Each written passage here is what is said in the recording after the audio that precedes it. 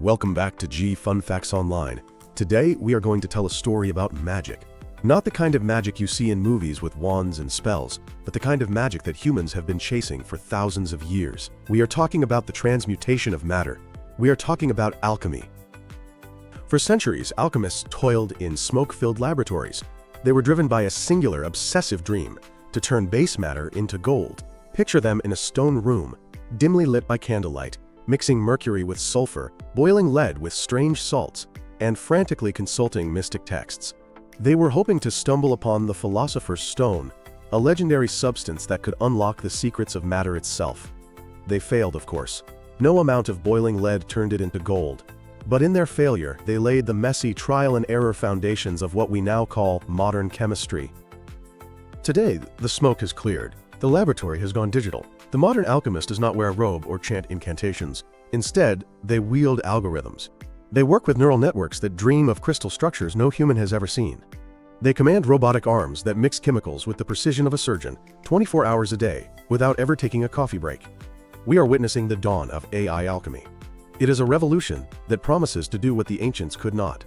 It promises to transmute our understanding of the physical world, to invent materials that are lighter, stronger, more conductive, and more sustainable than anything found in nature. From batteries that charge in minutes, to sponges that suck carbon dioxide out of the sky, the algorithms are not just analyzing materials, they are inventing them. This is the story of how artificial intelligence is rewriting the periodic table of possibilities. To understand just how big this revolution is, we first have to look at how we used to do things. We have to understand the tyranny of the status quo. For the last century, materials science has largely followed what we call the Edisonian method. This is named after Thomas Edison's famous hunt for a light bulb filament. Edison famously tested thousands of materials, everything from platinum to beard hair, before he finally settled on carbonized bamboo. This approach is effective, eventually, but it is brutally inefficient. It relies on intuition, luck, and brute force. Imagine a scientist in a lab today. They might have a hunch that adding a little bit of yttrium to a ceramic will make it a better superconductor. So they mix the powder, bake it in a furnace, examine the result under a microscope and test its resistance. If it fails, they tweak the ratio and try again. And again. And again. A single discovery can take decades. The journey from the lab bench to a commercial product often spans 15 to 20 years. The problem isn't the scientists. The problem is the math. The problem is the sheer vastness of chemical space. If you take just a handful of elements from the periodic table and combine them in different ratios, the number of possible combinations exceeds the number of atoms in the observable universe. We have barely scratched the surface. In all of human history, we have experimentally identified roughly 20,000 stable inorganic crystals. That was the limit. Until the machines woke up. This brings us to the paradigm shift. The fundamental change AI brings is a move from screening to something called inverse design. In the traditional model, you take a material and ask, what properties does this have? In the AI model, you flip the script. You ask, I want a material with these specific properties. I want high conductivity, heat resistance, and I want it to contain no toxic cobalt.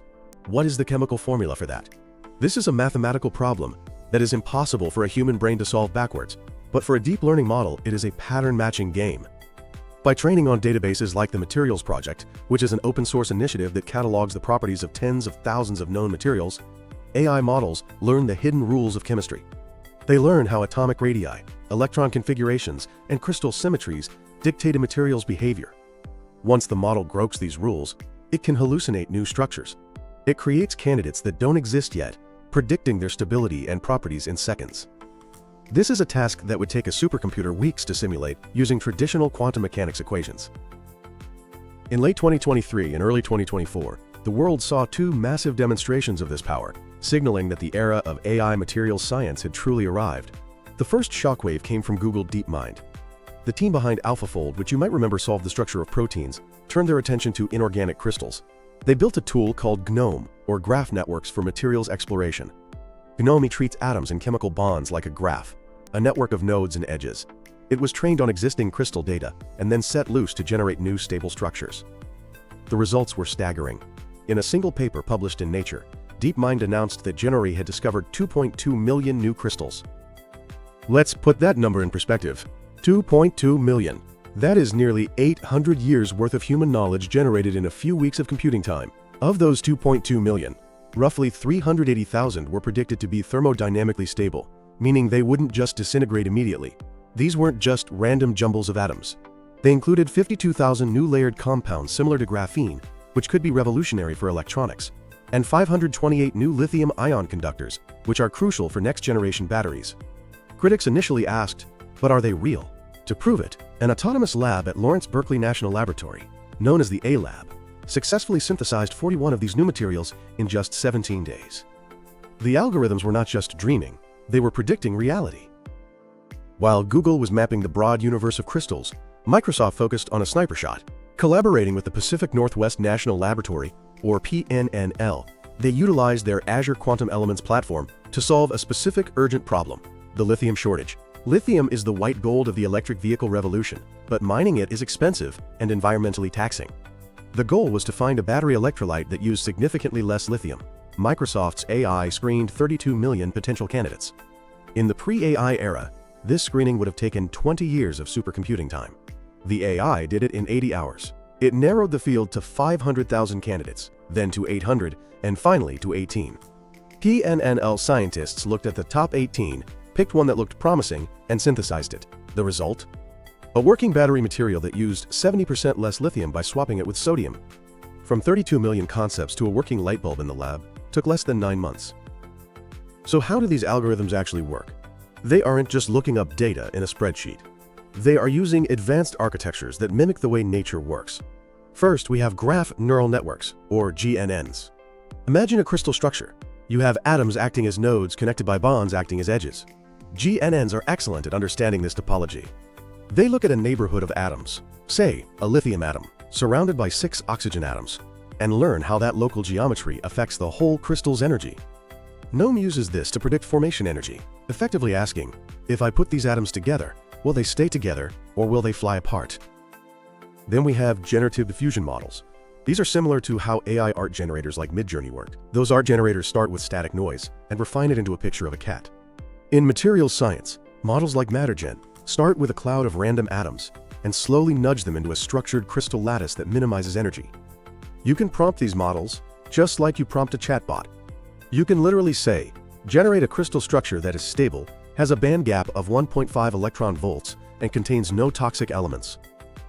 Finally, we have the self-driving laboratories. This is where the digital meets the physical. An AI can predict a material, but someone has to make it. Enter the robo-chemist. Labs like the A-Lab at Berkeley or the University of Toronto's Acceleration Consortium are filled with robotic arms, automated furnaces, and liquid handling systems. The process works like this. The AI suggests a recipe. The robot mixes the powder. The robot bakes it. An X-ray machine scans the result. Crucially, if the experiment fails, the AI learns. It sees exactly how it failed and adjusts the recipe for the next run. This closed-loop system allows the lab to iterate hundreds of times a day, learning from failure faster than any human could. So what are we actually going to build with this technology? The applications are as broad as the physical world itself. First, look at the holy grail of batteries. We are desperate for better energy storage. Solid-state batteries, which replace flammable liquid electrolytes with solid stones, are the target. AI is hunting for solid electrolytes that conduct ions as fast as liquids, but don't catch fire. We are looking for fluoride-ion batteries, magnesium batteries, and sodium batteries to end our reliance on conflict minerals, like cobalt. Then there is carbon capture. To fight climate change, we need to pull carbon dioxide out of the air. The best materials for this are metal organic frameworks, or MOFs. Think of MOFs as molecular sponges with incredibly high surface areas. A chunk of MOF, the size of a sugar cube, can have the internal surface area of a football field. The number of possible MOF structures is effectively infinite. AI is currently scanning billions of these structures to find ones that specifically trap CO2 while letting oxygen and nitrogen pass, and, critically, don't disintegrate when they get wet, which was a common failing of early designs. We are also looking at superalloys and extreme environments. For hypersonic jets and fusion reactors, we need metals that remain strong at temperatures where steel would turn to soup. AI is designing high-entropy alloys.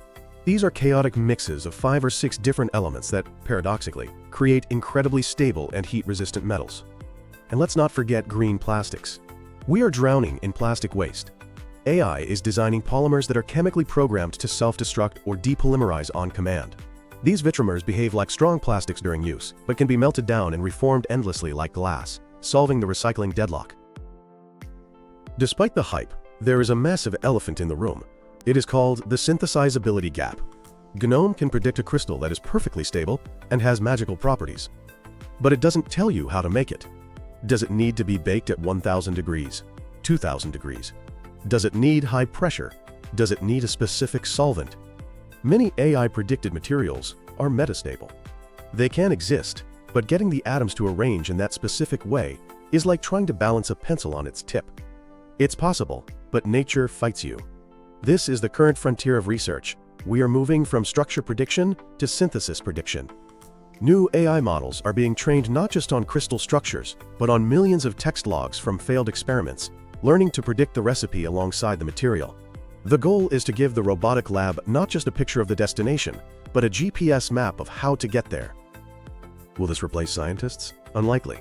But it will change them. The lab rat era of pipetting liquids by hand is ending. The material scientist of 2030 will be a conductor of an orchestra. They will define the high-level goals. They will say, "Find me a non-toxic solar cell material." They will critique the AI's suggestions and troubleshoot the robotic platforms. Creativity will shift from manual execution to high-level hypothesis generation. The AI is the engine, but the human is the steering wheel. We are moving from artisanal science to industrialized discovery. We are standing on the precipice of a golden age of materials. For all of human history, we were limited to the materials we could find in the dirt or accidentally cook up in a kiln. We built the Bronze Age on bronze, the Iron Age on iron, and the Silicon Age on silicon. The next age has no single name.